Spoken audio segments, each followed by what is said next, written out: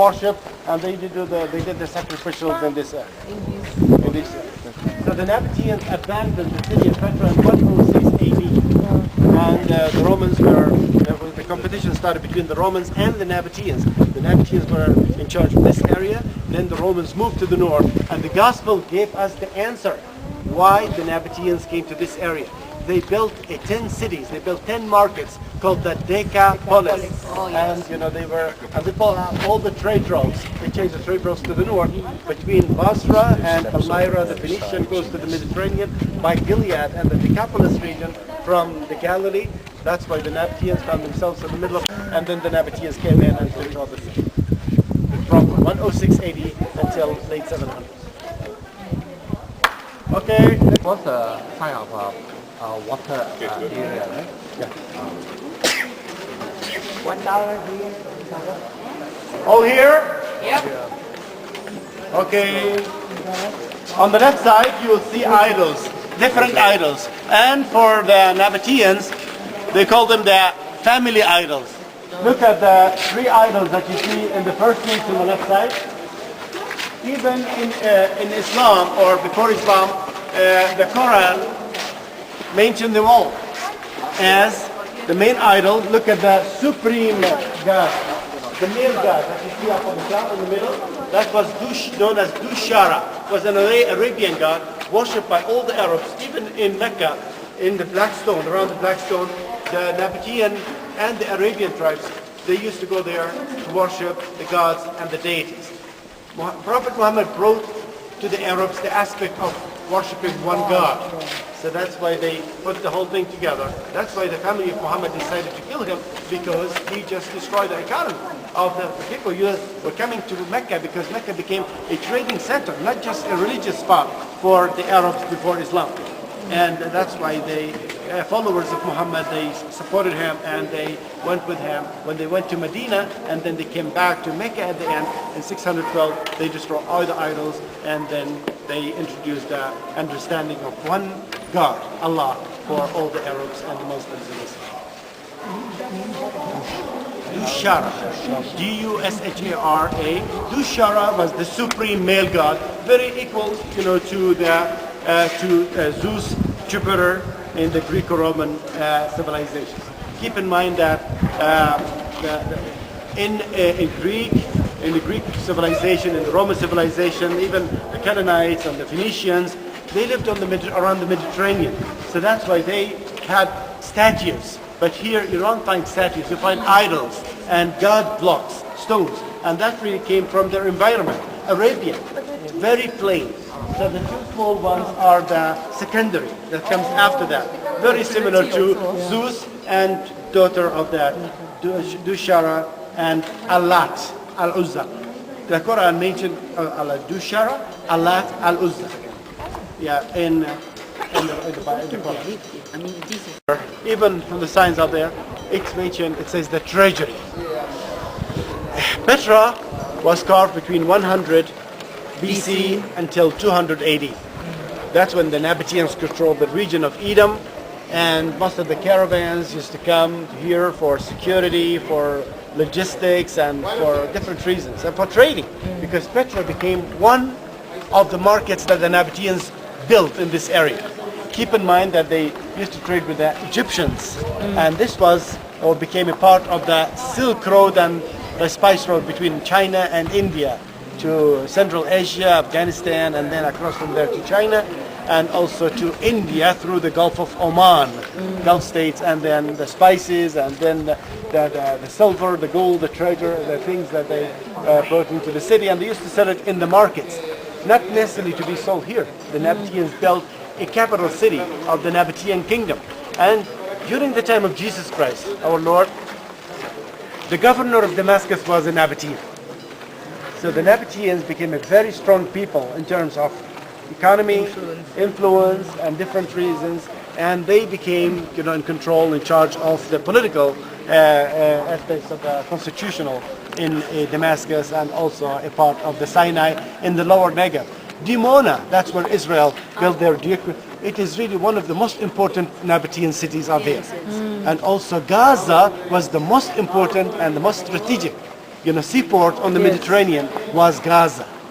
So that's why you could not really excavate anything because of the situation in Gaza and because the Israelis developed the nuclear capabilities there and they don't allow anybody into it. Petra was built between 200 BC, 280, and then abandoned by the Nabateans. The Nabateans abandoned it in 106 AD until late 700s. 749 AD, we had a massive earthquakes here in this area. Destroyed the whole entire region from Caesarea Philippi up to the area of Dan in northern Israel, to Jerash, the region of the Decapolis, Amman, and then down to Petra. And in 749 AD, most of the people abandoned the big cities, including Petra. So in a way that we can say that Petra was lost for the Western world from 800 AD until 1812. And Petra was rediscovered by John Lewis Burckhardt. And he was from an Anglo-Swiss explorer, traveler. He was from Switzerland. And he was the man who opened Petra for the Western world. But the local people, they knew about it and they lived inside it. They lived inside the caves starting from the 1800s. That's why when they allowed John Lewis Burckhardt to walk through the gorge here, they told him about what there were rumors here and what they believed in at that time. The Bedouins, whom they lived here in the 1800s and 1900s, they used to believe that the urn that they get up on the top is full of treasures. Wow. That's why they used to shoot at it and they tried to break it. And that's who used to tell them that? The Egyptian Bedouins. They used to find mummies like Tutankhamun and the young with gold and treasures. They thought that, the urn is up. It's just a solid urn. In a very, very Hellenistic Greco-Roman way, it used to represent a burial place. Archaeology started in Petra in 1959. That's when the Americans came first here. And from Utah University, from Salt Lake City, they sent their archaeologists and they started the restoration work. This was here all the time. But what the Utah University did, they just fixed and restored the third column. This was the pillar. If you look at it, even the capital on the top, it looks different from the rest of them are perfect, except the third one there. And the missing part until now is still the one in the middle. That's why they use blocks and they plaster over it from all around. If you look at it, this was carved out of the solid rock. And the Nabateans carved it from the top down to the bottom. That's explaining why you see the footsteps on both sides of the facade. They just carved it in order to climb up to the top, and they tied the ropes, and then they built scaffoldings. And then they started with chisels and hammers, iron tools, chiseling the whole thing from the top down to the bottom. And then they entered inside it, and then they carved it. Don't ever think of the Indiana Jones movie when you come here. It was filmed here from outside. But what's inside, it was, took place in Hollywood, in studios. What you see inside, before they used to allow people to go inside, but not anymore. It's just a chamber of 10 by 10 meters. And there are 3 boxes, and that's where they used to keep the bodies of the dead people at the time.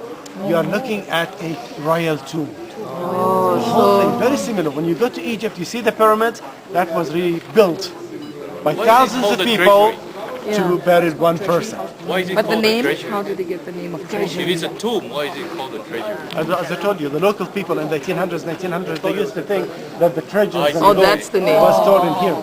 It was just the rumors from between the Bedouins and the legions that it was. But they don't know who it was who was buried. Nobody knows. Why is Nothing was found inside because the local people, the Bedouins, they lived inside and they just throw everything. All we lost the archaeology during that No period carvings of time. to indicate the name. Nothing at all. No coins, no mummies, nothing at all. Found in this Which place. king was buried here? They don't Aritas- know. That's why they said no evidence to Okay, indicate. let me continue, finish the whole thing, and then you can ask the questions.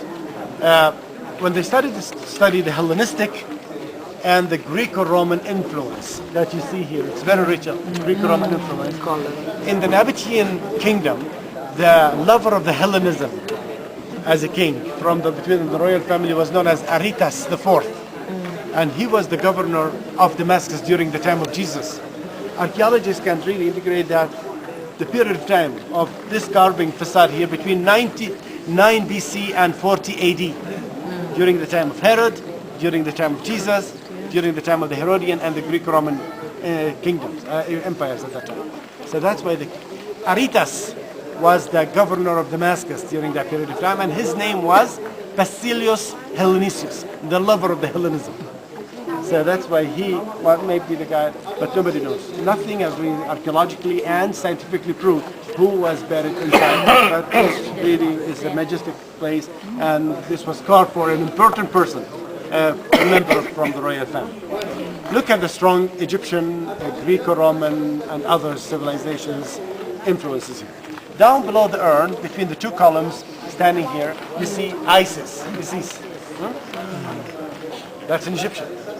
Inside the upper niches, inside, you see the Nike or the Nike.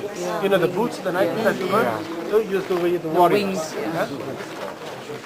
Also, the two figures that standing between the two columns at either side, they were the Amazons.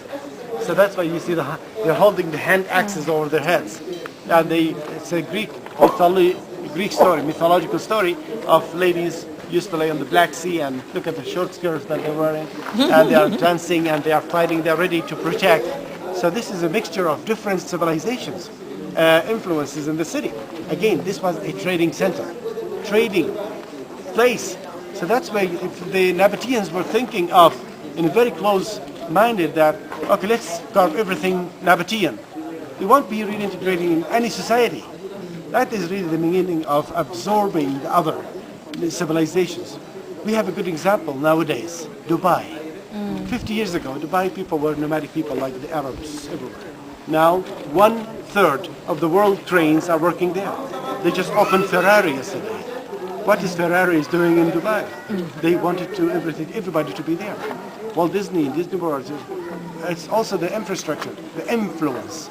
You go there, it's still called Dubai, but you see all the modernized. Why is that? Because they wanted to be different, and the Nabateans decided to be different. That's why they allowed everything in. Most of the people's influences in. So that's what really encouraged the caravans and the people, and they became very successful. In 106 AD, the Nabatean city Petra came to worry Rome. Rome became worried about their trading and the control. They already lost this part of the Roman Empire. Keep in mind that their goal was to reach to Alexandria and to conquer Egypt. And this is the gate to Egypt. That's why they built the 10 markets in the north, and they followed all the trade routes, and then the Nabateans became very weak. Nobody was coming here, and then they abandoned the city peacefully, not by war. As they came here and controlled Petra, and they became a trading people, very rich and very prosperous civilization they built here. They left it, they abandoned it, and they went to Basra. And they lived between the Syrian peninsula, the land of Haran, and the Phoenician coast. And nobody knows who are the descendants of the Nabateans today. What time is it now? 10:07. No, 10:07. 10:10. 10:10. Okay, 10:25. So we will meet down there. Can you see the big rock to the left? So we'll meet in the shade there. And then the people would like to continue with me to see the city. So we will go there and then you will come back. Okay, we'll give you time to walk back and to take the pictures that you want. Spend free time. This is a